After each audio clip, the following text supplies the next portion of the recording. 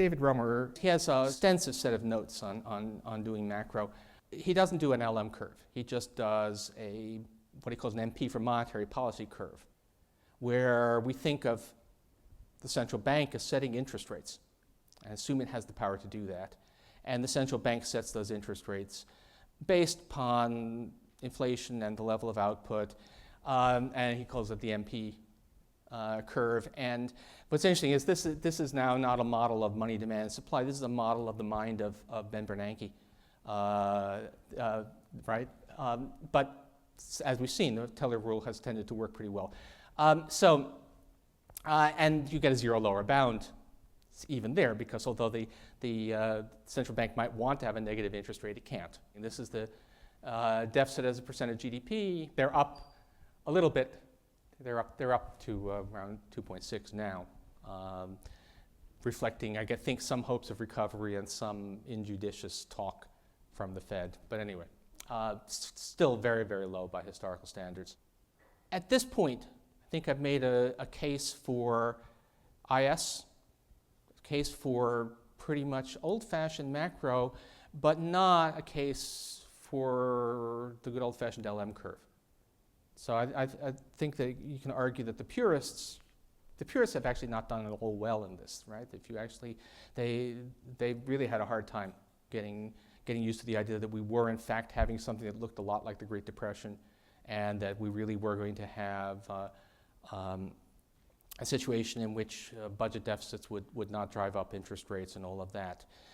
But there was another area of prediction, another place where if you knew your IS-LM, you got it right. And if you didn't, you got it wrong. And in some ways, it's even more dramatic than the interest rate issue, which was the inflation issue.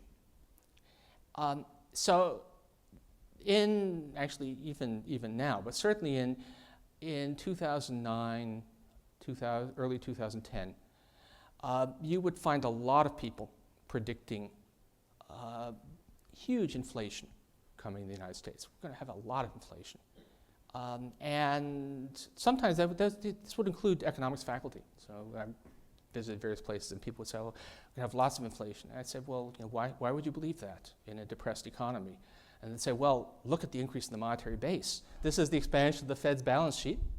So you got the monetary base going from $800 billion up to, 4 times that. And a lot of people just said, this has to be tremendously inflationary. This was exactly Hicks's point. Although, now he framed it in terms of the money supply. But think of the LM curve not as the liquidity side for a fixed money supply, but think of it for a given monetary base, where we're taking into account the fact that there may be adjustments, but think of the central bank as setting the monetary base, what happens. And his point was that if you increase the money supply, but you're in the liquidity trap, nothing happens. It's really just not going to do anything. And that would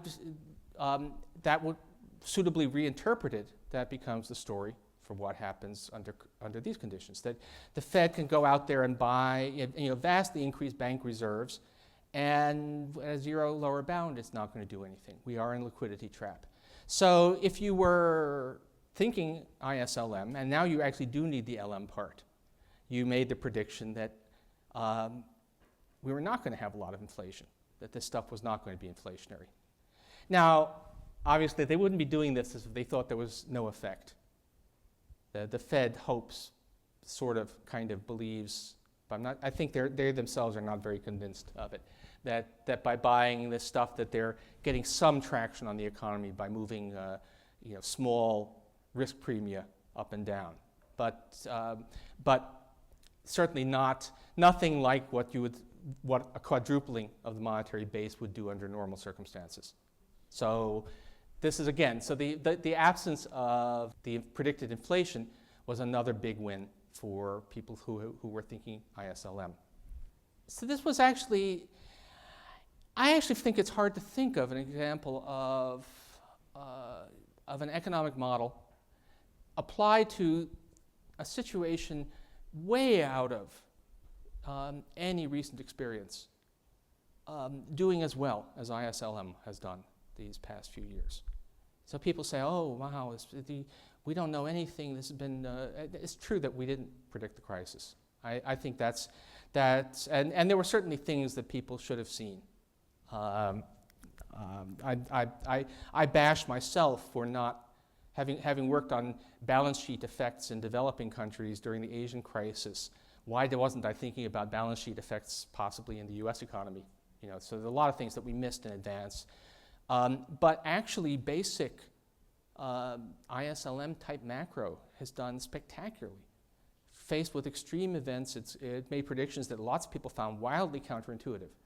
Massive budget deficits will not drive up interest rates. Massive increases in the monetary base will not drive up prices. It's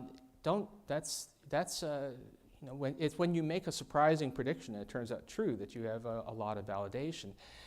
The sad thing is, lots of people, even in the economics profession, I was just thought of it. I think there's a kind of a gap that this incredibly useful approach has fallen into, where it's certainly too technical for, politicians are not going to understand this. And on the other hand, it's not technical enough to get taught in grad school. And so it sort of falls into this unfortunate, awkward middle. And I think we need to try, at least as best we can, to get it. I think this is actually going to, I don't think we can change the sociology of PhD programs all that much, although, and we're running out, if it was more than 15 years ago that they had to draft me because I was the youngest member of the MIT economics department who still knew this stuff. I don't know what they would do now. Maybe they've just given up on the whole thing.